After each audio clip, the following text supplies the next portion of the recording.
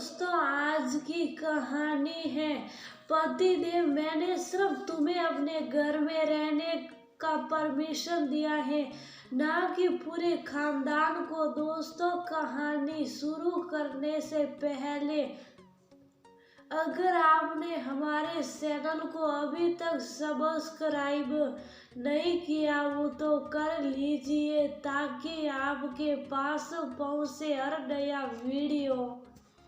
तुमको क्या लगा कि तुम्हारे साथ रहता हूँ तो मेरा कोई अस्तित्व ही नहीं है? ये सोचना तुम्हारा भूल भरम है।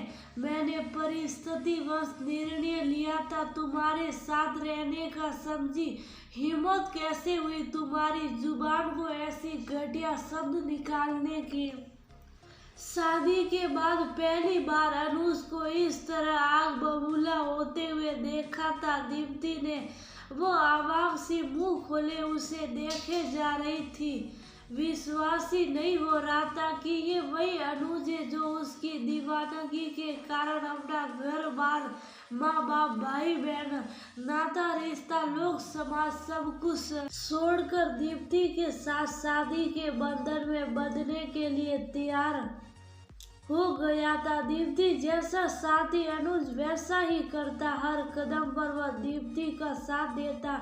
उसकी इजाजत के बिना वह कोई भी ऐसा काम नहीं करता जो दीप्ति को ना पसंद हो। दीप्ति अक्सर अपने पसंद पर इतरा जाया करती थी। सहेलियां भी मजाक उड़ाया करती थी कि अनुज पति नहीं तेरा गुलाम है।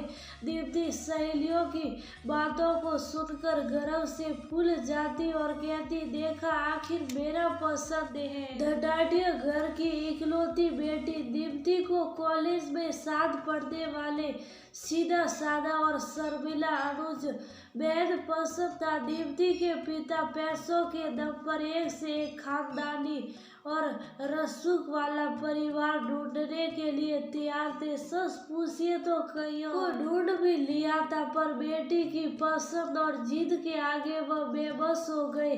सारे अरमान और प्रतिष्ठा को दरकिनार कर वह अपने हैसियत से काफी अलग अनुज के घर पर पहुंचे थे। अनुज के पिता ने साफ शब्दों में इनकार कर दिया था।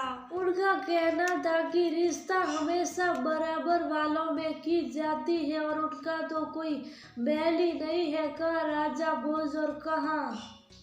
उस पर अनुज ने भी मना कर दिया। उसका कहना था कि उसकी सैलरी हजारों में है, जबकि दीप्ति करोड़ों की इकलौती वारिस से उससे अच्छे बहुत मिल जाएंगे। दीप्ति को शादी के लिए इनकार सुनकर बेटी ने खाना पीना,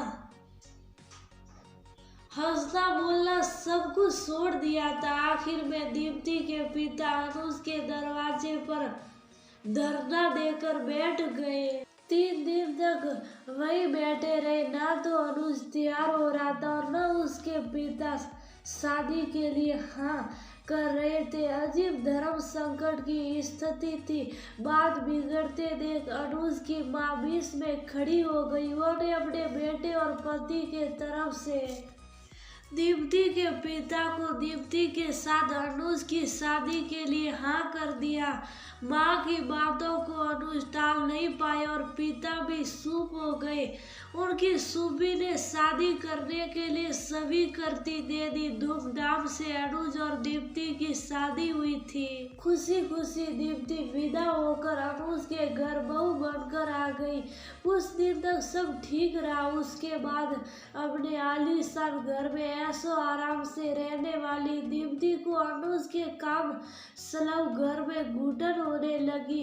अब तक अनुज पर दीप्ति का प्यार हावी होने लगा था। प्राय दीप्ति अपने प्यार का झूठा कसम खिलाकर उससे अपने मन की बात मानने के लिए विवश करने लगी। वह जो भी कहती सही नहीं होने के बावजूद भी अनुज मान लेता था। ऐसे ही करते करते एक दिन अनुज अपने घर को छोड़ दीप्ति के साथ ससुराल में आकर रहने के लिए तैयार हो गया। समय बीतता गया। अनुज की बेटों की शादी हो गई। अनुज ने पिता की मदद तो की पर अपने घर रहने नहीं आया। वो आने का जब भी प्रयास करता दीप्ति कोई न कोई बहाना बनाकर टाल जाती। अनुज के माता पिता भी बेटे पर दबाव डालने की कोशिश नहीं करते थे। उन्हें तो औलाद की खुशी ही चाहिए थी और क्या। समय अपने गति से चल रहा था कि एक दिन अनुज के पिता को भयंकर हार्ट अटैक हुआ और वह काल के गाल में समा गई। बेचारी माँ दिल में दर्द और आंखों में आंसू के साथ अकेली हो गई।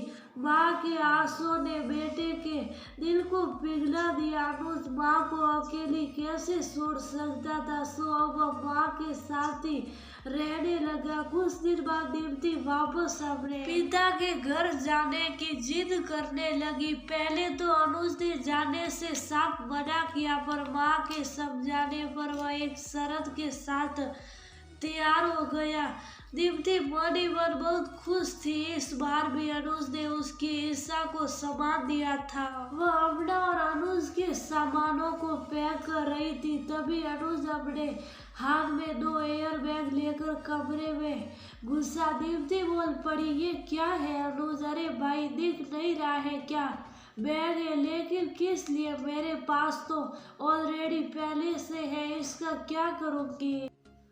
ये तुम्हारे लिए नहीं, माँ के लिए है, इसमें उनका सारा सामान पैक कर देना। लेकिन क्यों? क्योंकि माँ भी हमारे साथ जाएगी। उन्होंने कहा है क्या? वो क्यों कहेगी मैं जा रहूँगा? माँ मेरे साथ ही रहेगी ना।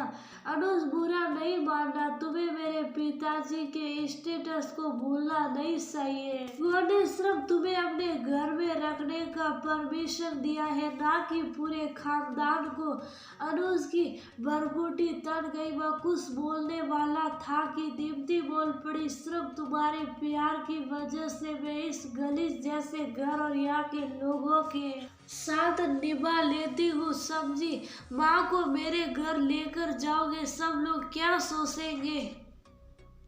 कहेंगे पहले बेटा कम था जो माँ भी गुजारा करने आ गई। दीप्ति की बात सुनते ही अनुज आफिस से बाहर हो गया। सिलाकर बोला, मेरी माँ के लिए तुम्हारे दिल में इतनी घटिया सोच है जिनकी जिद की वजह से मैंने तुमसे शादी के लिए हामी भरी थी, उनके लिए यही सम्मान है। कान खोलकर सुन लो, मैंने तुमसे शादी सिर्फ अपने माँ बाप की इच्छाओं का मान रखने के लिए किया था।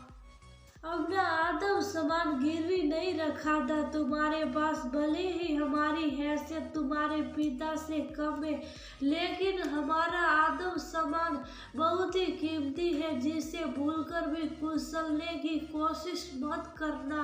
उठाओ अपना सामान और जितना जल्दी हो सके मुझे अपने बोझ से मुक्त करो। मैं तुम्हारे लिए अपने आदम समान को गिरवी नहीं